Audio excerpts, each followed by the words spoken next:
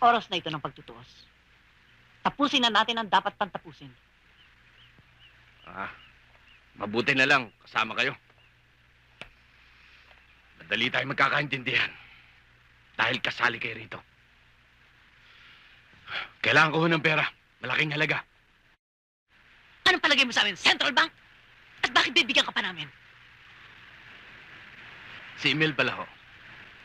Isa siyang Benitez. Tagapagmana ng malaking kayamanan. Sa kabalita ko, katulad ko, pasabit-sabit siya sa shooting.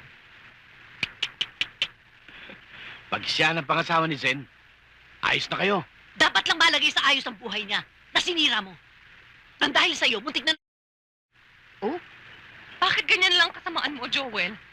Bakit pilit mong ginugulo ang buhay ko? Bakit hindi mo na lang ako patahimikin? Dahil sa'yo na rin. Dahil tinatrato mo akong parang isang ketongin. Parang isang basura. Inabaliwala mo pagmamahal ko sa'yo. Inaamin ko. Isa kang hampas lupa. Isang mahirap. Magnanakaw, manggagatso. Pero ang pagmamahal ko sa'yo, malinis. Puro yan. Hindi ko binabaliwala ang lahat ng yan. Walang-wala pa talaga sa loob ko ang pag-ibig. Ayoko pang umibig. Kailangan ko ng 20,000.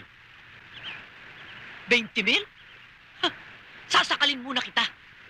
Kung hindi ho, ibubulgar ko sa mga press people ang, ang tungkol kay Emil. Ang tungkol sa inyo nakaraan. Sa mga nangyari sa atin. Alam niyo naman, usong-usong ngayon yung pagkakalkal ng mga baho ng mga artista. Di ba?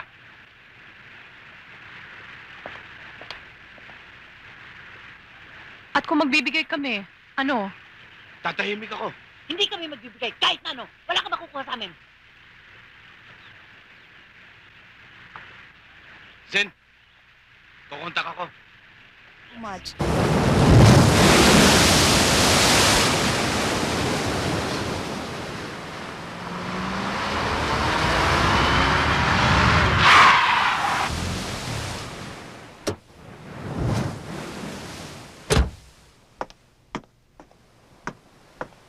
Alam ko, oy!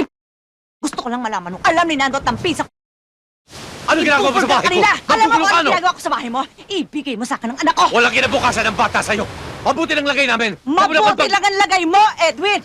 Si Marco, wala nagmamahal sa kanya ni hindi mo ipinakilala ang anak mo. Anong klase ka Bakit ikaw? Ano ka klaseng ina?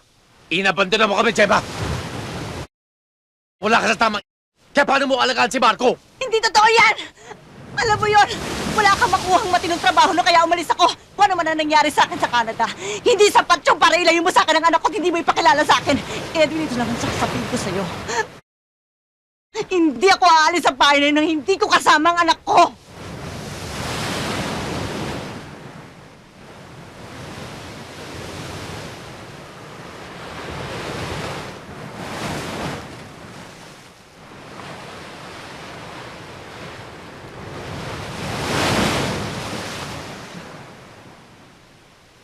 Sige, kunin mo ang bata. Palalabasin ko na. Ako na mag-imbento ng storya. Salamat. Kahit alam ko hindi dapat. Dahil akin kinukuha ko.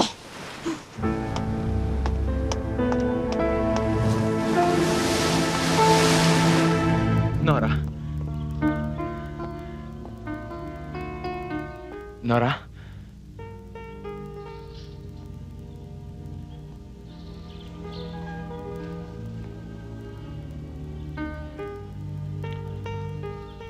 Si Jerry to.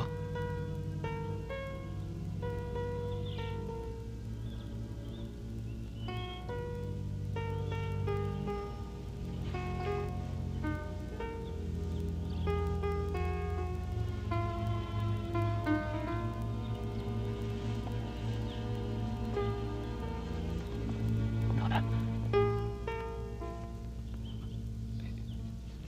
Si Jerry ako.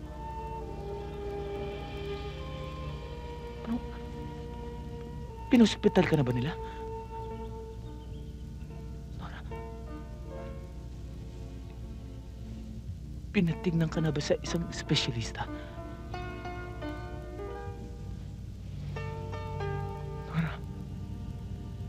Anong ginawa nila sa'yo?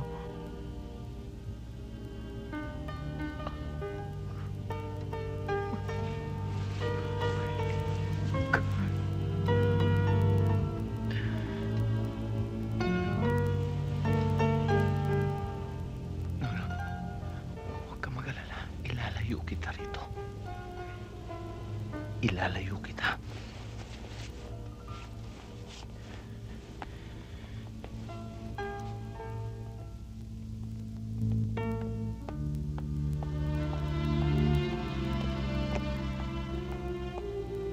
Everything will be all right.